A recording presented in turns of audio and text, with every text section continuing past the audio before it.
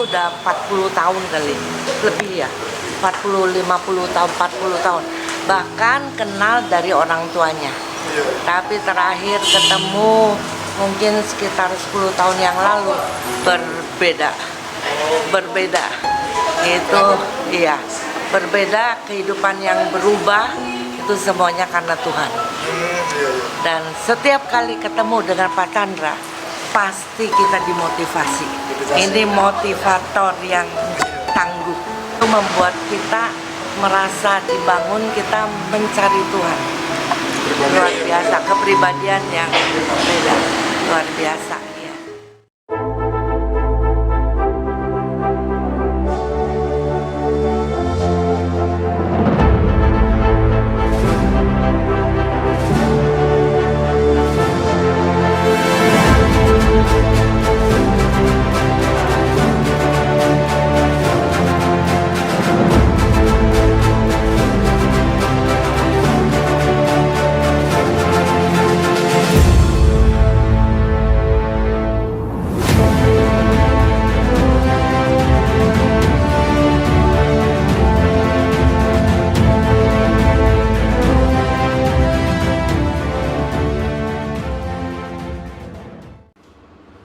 Jumpa kembali di MTT Journey Inspiration of Life. Pagi ini saya mau coba sharingkan bahwa Tuhan dapat mengutus orang untuk peneguhan hidup kita. Jadi apabila kita dalam kondisi yang labil, yang bimbang, Tuhan bisa saja gitu kirim orang atau kirim berita dari orang gitu untuk meneguhkan kebimbangan kita, keraguan kita. Khususnya dalam hal saat-saat kita ingin menjalankan, melakukan apa yang perintah firman gitu, perintah firman aturkan itu apa. Itu kadang-kadang kita ada saat-saat mengalami kebimbangan semacam itu gitu. Nah ini kita ada di, saya dapat waktu itu di kitab Yesaya. Jadi tahu-tahu ada mentor rohani saya dari Jakarta, sudah tidak bertemu mungkin beberapa tahun, mungkin 4-5 tahun gitu. Tahu-tahu dia kirim WA ke saya bahwa Tuhan titip impresikan ke dia gitu untuk bisa memberikan input ke saya, peneguhan ke saya ya di kitab Yesaya 50 pasal 50 ayat 4 sampai 11. Pada waktu itu memang saya sedang bimbang gitu, sedang labil, apa yang saya mesti perbuat gitu, yang terbaik saya mesti terbuat, khususnya yang terkait dengan firman Tuhan itu, perintah peraturan Tuhan, tapi kok bertentangan sekali dengan realita yang saya alami dalam keluarga saya gitu. Jadi sangat bimbang, sangat ragu apakah memang saya melakukan hidup gitu yang saya berjuang untuk seperti yang firman Tuhan katakan, tetapi kok reaksinya tidak positif gitu, tidak terlalu enak buat hidup saya. Jadi buat saya kurang enak, mungkin buat keluarga saya juga kurang enak gitu. Nah, ini saya coba bacakan dulu gitu ayat 4 sampai 11-nya. Judulnya itu ketaatan kita sebagai alat Tuhan gitu. Jadi bagaimana Tuhan bisa pakai kita gitu. Tuhan Allah telah memberikan kepada kita lidah seorang murid, supaya dengan perkataan kita dapat memberi semangat baru kepada orang yang letih lesu. Setiap pagi Tuhan mempertajam pendengaran kita untuk mendengar seperti seorang murid gitu. Nah ini kalau kita lihat firman di dalam ayat 4 ini, di sini sudah sebagai satu bukti bagi orang yang percaya bahwa Tuhan itu sudah mempersenjatai setiap kita itu seperti menjadi murid-muridnya si guru gitu. Jadi bagaimana caranya setelah kita mengerti akan perintah peraturan Tuhan, ya kita harus bisa punya tugas lebih lanjut memberitakan kebenaran firman Tuhan itu. Mungkin kalau bagi orang awam bisa melewat kesaksian hidup gitu. Bagaimana kita bicara tentang kebenaran Tuhan itu lewat kesaksian hidup kita kepada teman-teman yang khususnya sedang letih lesu. Di sini Tuhan katakan letih lesu. Umumnya letih lesu yang saya tahu untuk teman-teman saya gitu, ya kadang-kadang sudah nggak punya arah gitu. Jadi hidup ini mau kemana ini sudah bimbang gitu tuh. Ya antara tidak dengan pola kehidupan rohani, maksudnya tidak dengan firman-firman Tuhan, perintah dan peraturan firman Tuhan, juga secara duniawi juga mengambang gitu. Jadi akhirnya seperti orang yang letih lesu, mungkin lebih dalam arti kata mungkin jiwa dan rohnya gitu. Letih lesu dalam arti jiwa dan rohnya. Kalau secara physically, secara tubuhnya boleh aja gitu, tiap hari mereka sibuk seperti biasa gitu, tapi di dalam dia, jiwa, pikiran, perasaan dan juga roh dia itu lemah gitu, lagi sedang letih dan sedang lesu.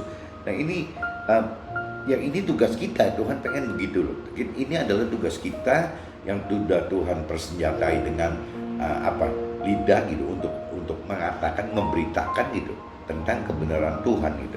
Nah, Tuhan latih kita di sini di ayat 4b ini. Setiap pagi Tuhan mempertajam pendengaran kita gitu, untuk mendengar seperti seorang murid.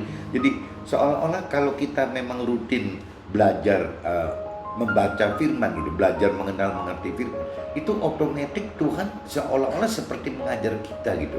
Jadi saat kita membaca firman Tuhan, apabila kita berdoa sebelumnya bahwa Tuhan beri pengertian akan firman ini, ya otomatis Tuhan seperti mengajar kita.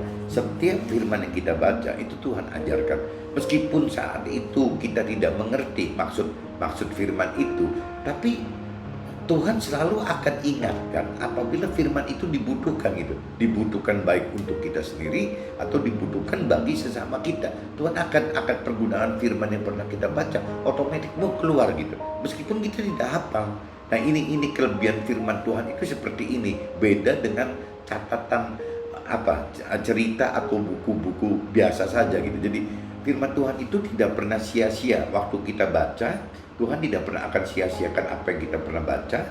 Nah ini Tuhan dengan kekuatan supranatural Tuhan, ya otomatis firman itu akan hidup apabila memang kita pribadi butuhkan atau sesama kita butuhkan. Melalui kita firman itu bisa hidup gitu. Jadi terutama hikmatnya ya, bukan penghafalan kalimatnya gitu. Jadi hikmatnya itu otomatis pasti akan langsung keluar gitu. Meskipun kita tidak hafal, bahkan kita kadang-kadang tidak ingat gitu akan mengatakan itu. Tahu-tahu kita mengatakan itu dan baru sadar, iya ya, kayaknya ini pernah kita baca loh di firman yang ini. Nah ini gunanya firman Tuhan itu seperti itu. Jadi jangan sampai kita berpikir bacanya males gitu, nggak ngerti ini maksudnya firman apa, memang tidak perlu dimengerti gitu. Itu automatically akan mengerti sendiri apabila memang Tuhan gerakkan untuk kita peringatkan diri kita sendiri atau kita sampaikan, beritakan kepada teman-teman yang lain. Itu bedanya firman dengan kalimat biasa, itu seperti itu. Tuhan Allah telah membuka telinga kita dan kita tidak memberontak, tidak berpaling ke belakang. Jadi bagi orang yang membaca firman Tuhan, yang mau gitu tiap pagi, tiap subuh membaca firman Tuhan, ya Tuhan anggap Tuhan telah membuka telinga kita gitu, sehingga kita mendengar apa yang Tuhan perintah peraturkan, dan kita tidak memberontak gitu. Nah, tidak berbalik lagi seperti pengen cara hidup yang lama. Kita udah tidak seperti itu apabila Tuhan membuka telinga kita, telah membuka telinga kita. Kalau belum dibuka, ya mungkin dengan doa mintakan Tuhan agar telinga kita dibuka gitu, supaya kita bisa mendengar apa perintah dan peraturan Tuhan gitu. Nomor 6-nya, ayat 6-nya, Tuhan memberi punggung kita kepada orang-orang yang memukul kita dan pipi kita kepada orang-orang yang mencabut janggut kita. Tuhan tidak menyembunyikan muka kita ketika kita dinodai dan diludahi. Nah ini seolah apabila kita di dalam Tuhan, itu seolah-olah Tuhan Tuhan memberi punggung kita kepada orang yang memukul kita gitu. Jadi silakan saja gitu, silakan saja. Ya Anda mau ngomong apa-apa terserah gitu. Dan pipi kita kepada orang-orang yang mencabut janggut kita gitu. Bahkan waktu orang itu menghina kita, bahkan kita siap dicemooh gitu. Jadi langkahnya itu seperti itu. Waktu kita dihina, mungkin paling tepatnya kali ya, dihina, ya bukannya kita marah-marah, tapi kita malah siap dalam hati kita, karena Tuhan kuatin kita gitu, bahwa ya dihina pun kita udah siap, nanti setelah hina nanti dicemooh nih. Itu tuh udah ada persiapan di hati kita gitu. Jadi kita tenang sekali gitu. Apabila dinodai dan diludahi pun ya kita nggak ada masalah gitu. Karena memang kita sudah lebih mengerti perintah peraturan Tuhan gitu. Nggak aneh gitu. Jadi kalau kita bagi pengikut yang ingin percaya Tuhan gitu, kita mau ikutin firman Tuhan, ya tidak aneh apabila kita dalam posisi seperti itu. Udah memang lazimnya orang yang belajar kebenaran Tuhan ya akan seperti itu gitu. Nah, di ayat 7-nya, tetapi Tuhan Allah menolong kita, sebab itu kita tidak mendapat noda, sebab itu kita meneguhkan hati kita seperti keteguhan gunung batu, karena kita tahu bahwa kita tidak mendapat makhluk. Nah ini yang tadi dikatakan, setelah pengenalan pengertian akan firman Tuhan, Tuhan itu akan membuat hati kita kuat sekali gitu, seperti gunung gitu. Jadi meskipun ada cemoohan, ada hinaan, ada tindasan gitu, kita tidak goyang sama sekali, karena kita sudah mengenal dan mengerti gitu maksudnya itu apa. Semakin banyak cemooh, hinaan, tindasan itu, justru itu adalah cara Tuhan bagaimana meningkatkan level iman kita gitu, bagaimana meningkatkan iman level kita. Dan waktu iman kita meningkat, otomatis yang namanya pengenalan pengertian firman ini juga akan dalam gitu, jadi makin dalam gitu. Jadi akhirnya pengenalan pengertian firman Tuhan akan makin dalam. Ya sebaliknya terjadi peningkatan iman yang terus menerus makin tinggi gitu. Otomatis kan kita makin legowo gitu, hati kita itu makin besar gitu. Yang Tuhan ingin seperti itu gitu. Bagaimana kita dipersiapkan oleh Tuhan untuk memiliki hati yang seperti Tuhan gitu, hati yang besar gitu. Dan kita tidak pernah merasa, kita percaya bahwa apabila kita ikuti perintah peraturan Tuhan, kita lakukan perintah peraturan Tuhan, kita tidak pernah akan mikir bahwa kita akan mendapat malu gitu. Karena ya orang dunia memang belum tahu gitu apa ujungnya melakukan kebenaran. Tapi kalau bagi kita yang sudah mengenal mengerti firman, kita kan udah lebih mengerti gitu apa sih ujungnya kehidupan apabila kita hidup dengan cara yang benar gitu. Jadi kita pasti tidak malu gitu, meskipun ditindas, dicemooh, dihina, kita tidak malu gitu. Tuhan yang menyatakan kita benar telah dekat. Siapakah yang berani berbatah dengan kita?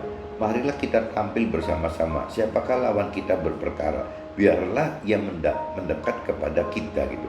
Jadi satu saat setelah kita sudah benar-benar melakukan firman gitu, ya Tuhan katakan bahwa ya satu saat ya mereka yang tadinya mencoba menindas, menghina kita, tidak akan seperti itu lagi. Mereka malah akan mendengarkan apa yang kita katakan gitu. Justru karena kita tidak malu, kita tidak marah, kita tidak menolak hinaan, tindasan, cemooh mereka, justru mereka malah jadi salut kepada kita gitu.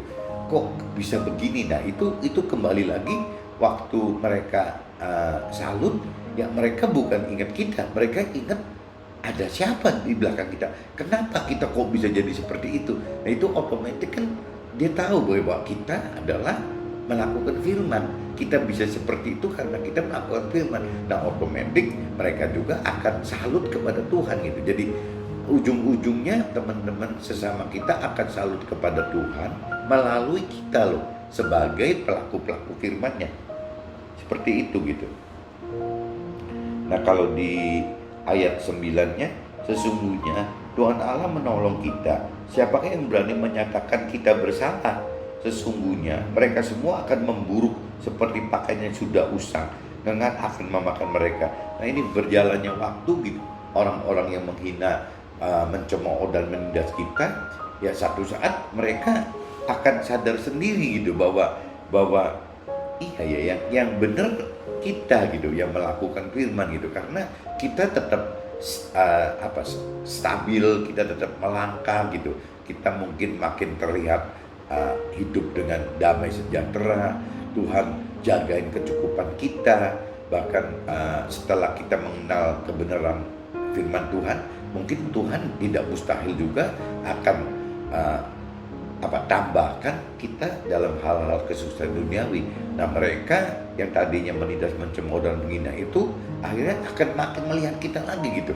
Ya, dari tingkah kita seperti itu. Kalaupun Tuhan beri kelimpahan kepada kita, apabila kita sudah mengerti akan kebenaran firman Tuhan, maka orang lain sesama kita akan makin salut gitu.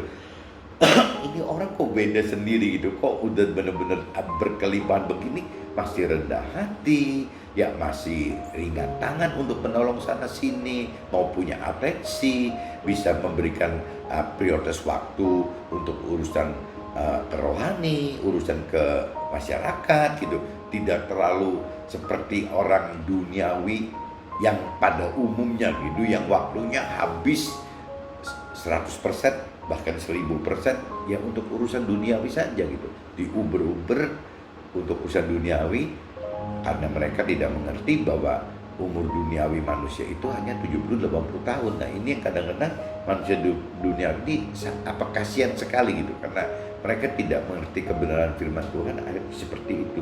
Nah, ini tugasnya kita gitu, bagaimana kita memberitakan lewat kesaksian hidup kita kepada mereka yang belum mengerti gitu. Nah, Tuhan pengen mereka juga diselamatkan supaya kita semua bareng-bareng dengan Tuhan masuk ke alam akhirat, masuk keselamatan akhirat gitu di surga. Orang dunia pun satu saat akan sadar bahwa apa yang mereka lakukan itu akhirnya sirna gitu, sirna semua. Jadi apa yang dia uber-uber di dunia itu akhirnya sirna semua, seperti dimakan ngengat gitu. Tuhan bilang seperti itu, seperti makan rayap gitu ya. Ngengat kan rayap gitu, seperti rayap makan kayu, tahu-tahu kayunya hilang aja gitu tuh, habis gitu. Nah, kalau di ayat 10-nya, siapa di antara kita yang takut akan Tuhan dan mendengarkan suara orang yang diutusnya. Jadi kita yang diutusnya gitu. Jika ia hidup dalam kegelapan dan tidak ada cahaya bersinar baginya, baiklah ia percaya kepada nama Tuhan dan berdoa kepada Allahnya gitu. Jadi ini mungkin kita sebagai alat Tuhan bagaimana mengingatkan mereka bahwa mereka yang belum bersandar kepada Tuhan, ya cobalah secepatnya bersandar kepada Tuhan gitu. Karena kalau tidak bersandar kepada Tuhan, ya dia akan hidup dalam kegelapan gitu, ya tidak mengerti harus bagaimana dan harus apa gitu. Nah, ini nanti kita yang mesti jadi alat Tuhannya seperti itu gitu. Di ayat 11-nya, sesungguhnya kamu semua yang menyalakan api dan yang memasang panah-panah api, masuklah ke dalam nyala apimu dan ke tengah-tengah panah-panah api yang telah kamu pasang. Oleh tangan Tuhanlah hal itu akan terjadi atasmu. Kamu akan kembali tempat siksaan. Nah, ini bagi orang-orang yang menentang firman Tuhan, Tuhan juga ingetin bahwa ya ujung-ujungnya ya orang-orang yang tidak melakukan firman Tuhan ya akan tersiksa gitu. Nah, kalau dalam arti kata rohaninya ya tersiksa ya otomatis kan ada di neraka gitu. Jadi gampangnya orang yang tidak melakukan firman Tuhan ya pasti berurusan dengan kekekalan di neraka, bukan kekekalan di surga gitu. Nah, ini yang Tuhan nggak mau gitu, nggak mau ada orang yang mendapatkan hidup kekekalan tapi dalam neraka. Sehingga Tuhan melalui kita, Tuhan bentuk kita. Nah, setelah Tuhan bentuk kita, baru Tuhan pakai kita gitu sebagai alat Tuhan untuk memberitakan kebenaran firman Tuhan melalui kesaksian hidup kita. Karena kita bukan mentor rohani, kita bukan rohaniawan gitu ya, kita cuma bisa menyaksikan apa yang terjadi di hidup kita, sehingga orang-orang sekuler, orang marketplace akan lebih gampang, dan lebih mudah nerima apa yang kita sampaikan gitu, kita sharingkan, sehingga mereka juga mencari Tuhan ya gampang sekali mencari Tuhan, mudah sekali. Kita baca kitab suci, kita minta doa kepada, minta pengertian dari Tuhan tuh, dan Tuhan akan bukakan itu. Dan nanti Tuhan juga pasti akan kirim mentor rohani, akan kirim rohaniawan yang akan membina teori ketuhanannya, teori urusan tentang ketuhanannya gitu. Tapi kalau bicara pribadi Tuhannya, ya itu urusannya bukan mentor atau rohaniawan, itu urusan kita dengan Tuhan. Termasuk mentor dan rohaniawan juga itu urusannya pribadi dengan Tuhan gitu. Jadi buat Tuhan tidak dibeda-bedakan mana yang namanya kita sebagai orang pengusaha atau pekerja dengan mentor rohani atau rohani di mata Tuhan itu sama semua gitu. Itu di Yesaya 54-11 itu saya dapat peneguhan dari mentor dari Jakarta itu seperti itu. Nah, kalau saya kupas dari sisi apa yang terjadi di dalam saya, ya itu jadi saya notes di dalam kitab suci saya gitu. Tuhan dapat mengutus orang untuk peneguhan hidup saya gitu, peneguhan hidup kita. Tuhan dapat gerakan hati seseorang untuk jadi alat peneguhan langkah-langkah hidup kita, baik orang yang sudah kita kenal tapi sudah bertahun-tahun atau sudah belasan bahkan sampai puluhan tahun tidak bertemu. Tapi Tuhan juga bisa pakai orang yang kita belum kenal gitu, bahkan tidak kenal, tahu-tahu ada peneguhan dalam bentuk apa saya nggak ngerti gitu. Jadi Tuhan kan bisa jadikan apapun juga menjadi alat untuk komunikasi dengan kita gitu. Pengen itu bentuknya khotbah, pengen itu bentuknya catatan firman, apa pengen bentuknya apapun juga gitu, apa video, apa film atau apa gitu, atau radio atau ada orang ngobrol, mungkin ada orang ngingetin. Jadi Tuhan itu bisa pakai segala macam itu untuk menjadi alat komunikasi bagi kita gitu. Asal kitanya mau peka, kitanya mau membuka bahwa membuka roh kita gitu, bahwa ya hal-hal itu ya sangat memungkinkan Tuhan titip omongan lewat itu gitu. Nah, jadi di sini kebenaran saya kan mendapatkan peneguhan dari mentor rohani saya yang memang saya sudah kenal tapi sudah lama gitu nggak ketemu gitu. Tapi juga bukan mustahil bagi saya atau teman-teman gitu juga dapat peneguhan dari orang-orang yang baru saja kita kenal gitu, atau bahkan tidak kenal, cuman waktu ngomongin si A kita dengar, nah itu juga Tuhan bisa sampaikan pesan Tuhan seperti itu. Peneguhan bisa juga dengan disertai nubuatan, oleh karena orang tersebut mendapatkan rema atau dorongan dari hatinya untuk sampaikan firman Tuhan yang dia dapat untuk kita. Nah, ini kan sudah peneguhan yang seperti ini kan sudah lebih detail gitu. Jadi peneguhan itu bisa jadi bukan cuma peneguhan tapi nubuatan gitu. Kalau nubuatan itu kan berarti kan apa yang dia dapat, rema ya, berarti kan apa yang dia dapat, firman yang dari Tuhan dia dapat di hati dia untuk disampaikan kepada kita, itu namanya rema gitu. Nah, rema itu waktu disampaikan kepada kita itu otomatis bisa menjadi peneguhan, bahkan jadi nubuatan gitu. Nah, ini kembali ke kitanya lagi gitu, hati kitanya bagaimana gitu.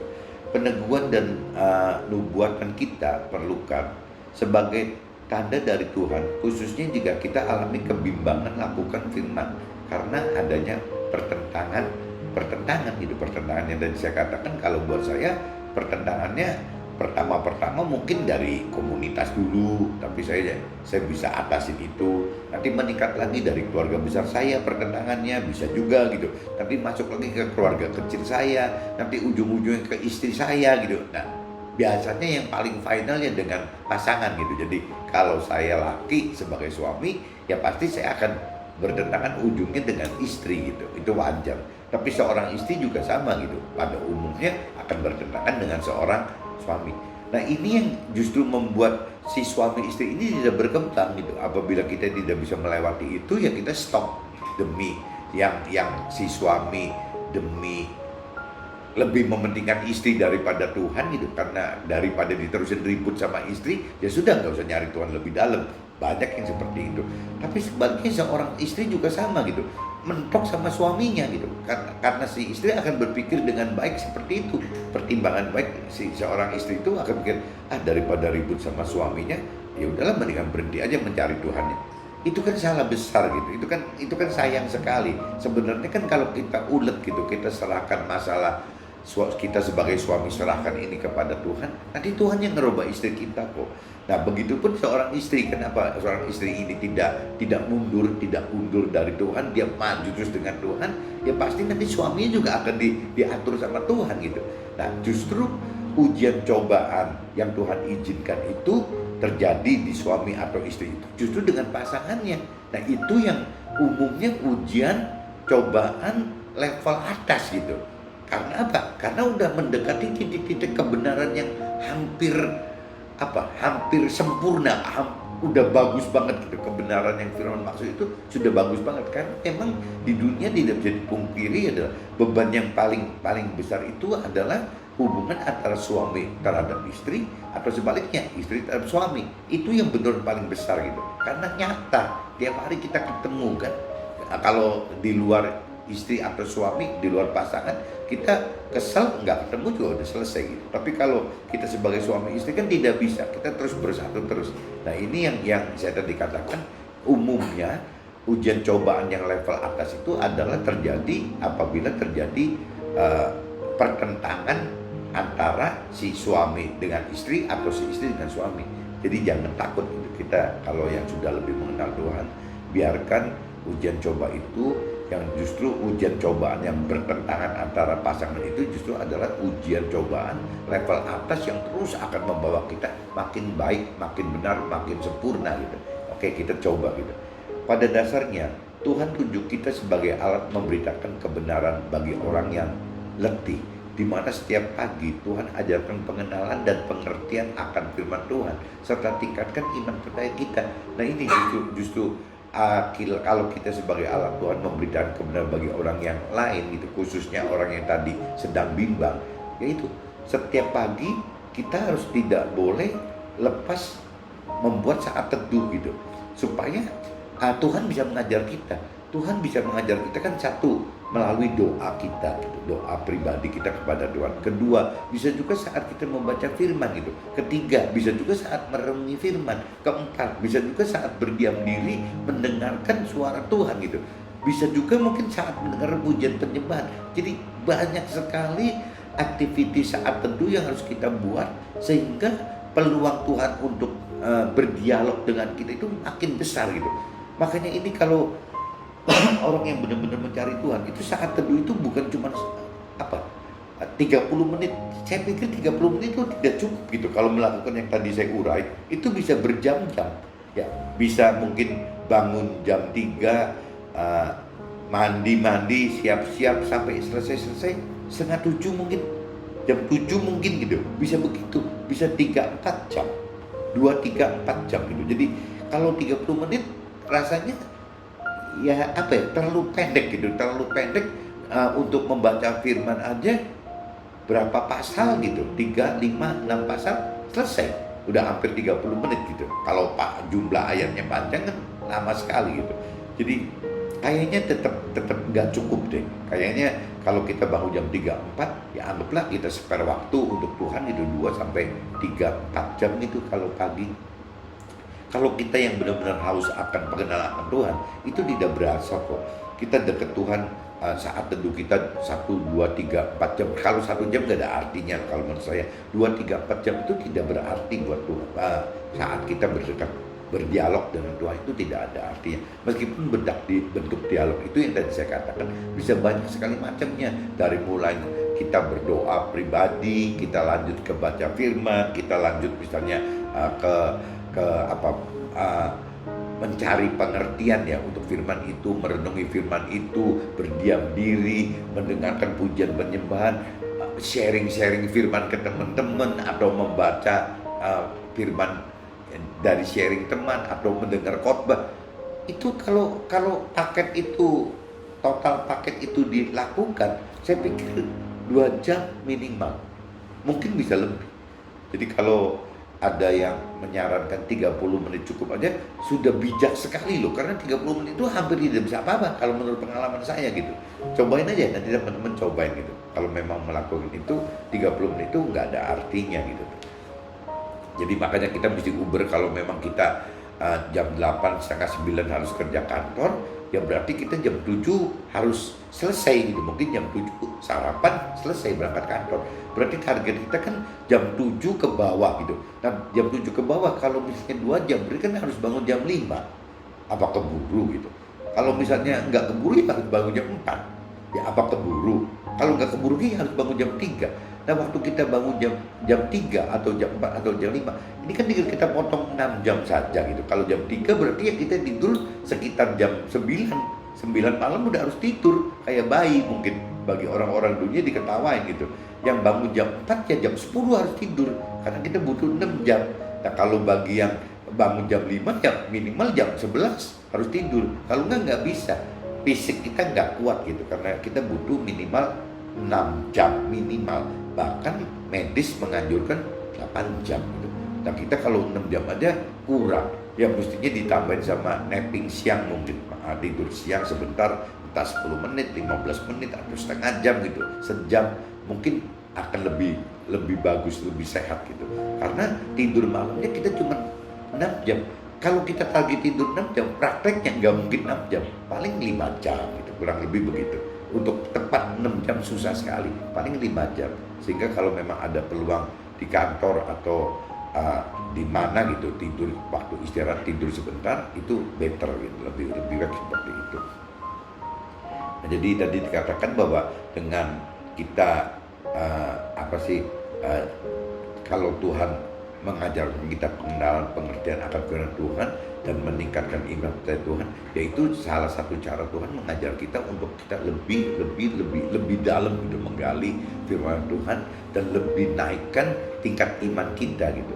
Pengenalan dan pengertian pengertian serta peningkatan iman yang membuat kita semakin berani melakukan firman, baik bagi diri sendiri maupun bagi sesama, dengan cara memberitakan firman melalui kesaksian-kesaksian hidup kita. Itu jadi setelah kita makin mengenal mengerti akan firman, biasanya terjadi peningkatan iman. Nah, setelah kita lebih mengenal lebih mengerti dan berani bisa meningkatkan iman kita, otomatis kita makin berani gitu melakukan firman baik buat kita sendiri atau kita menjadi alat kesaksian buat teman-teman kita. Ya bagaimana kita berani membedakan itu gitu. Karena kita makin mengenal dan mengerti akan Tuhan gitu. Makin ngerti. Nah, selanjutnya tugas kita adalah memberitakan terang Tuhan melalui kesaksian hidup bersama Tuhan dengan cara mengenal dan mengerti serta melakukan firman bersama Roh Tuhan. Jadi sebenarnya tugas kita yang pada akhirnya gitu, tugas kita adalah bagaimana secara Tuhan ya. Kalau kita menjadi alat Tuhan itu tugas kita adalah memberitakan terangnya Tuhan gitu, bahwa Tuhan itu kita adalah memberitakan terang Tuhan melalui kesaksian hidup bersama Tuhan dengan cara mengenal, mengerti serta melakukan firman bersama Roh Tuhan. Jadi sekali lagi tugas kita adalah memberitakan terang Tuhan, kebenaran Tuhan melalui kesaksian hidup bersama Tuhan dengan cara mengenal dan mengerti serta melakukan firman bersama Roh Tuhan. Tidak mungkin kita kuat sendiri. Jadi kita harus bareng-bareng dengan Tuhan melakukan bersama Tuhan gitu. Sehingga kita mampu melakukan apa perintah dan peraturan Tuhan. Tanpa Roh Tuhan kita tidak akan mampu. Percaya saya. Tanpa Roh Tuhan mengerti pun tidak gitu. Kalau sebatas mengenal itu kan sebatas kalau kita mau gitu. Kalau kita mau ya kita bisa membaca firman, akhirnya kita mengenal. Tapi belum tentu mengerti teman-teman. Nah untuk mengerti itu butuh menghidupkan Roh Tuhan di dalam kita. Untuk mengerti butuh menghidupkan Roh Tuhan. Setelah mengerti kita kan berani nih melakukan. Waktu kita mau melakukan tidak ada Roh Tuhan, tidak terjadi juga gitu. Kita tidak akan berani melakukan. Berarti kita butuh Roh Tuhan lagi. Bagaimana caranya untuk melakukan firman Tuhan. Jadi pengalaman saya jadi kita harus dihidupkan dua-duanya gitu. Bagaimana kita mesti mengerti akan firman Tuhan dan bagaimana caranya kita menghidupkan Roh Tuhan di dalam kita. Nah dua ini kalau firman Tuhan dan Roh Tuhan kita hidup, ya semoga apa yang Tuhan mau bisa terjadi pada kehidupan kita gitu. Oke teman-teman, mungkin pagi ini saya coba cerita begini jadi teman-teman coba lebih peka gitu. Jadi Tuhan bisa saja menjadikan apapun juga sebagai alat peneguhan kita, sebagai alat Tuhan untuk berdialog dengan kita. Ini asal selama kita mau peka gitu. Jadi buat Tuhan itu apapun juga bisa menjadi alat gitu, alat untuk berdialog dengan kita. Oke, mudah-mudahan bisa tertangkap maksud saya pagi ini dan bisa ada gitu. Nah coba di-sharingkan juga ke teman-teman lain, atau mungkin bagi yang masih ragu tidak ada salahnya sharing di komunitas atau sharingkan dengan mentor rohani atau bahkan sharingkan dengan rohaniawan Anda gitu. Siapa tahu bisa lebih terpecahkan lagi masalahnya. Yang jelas semua basic ini kan dari firman Tuhan. Oke, see you, bye-bye.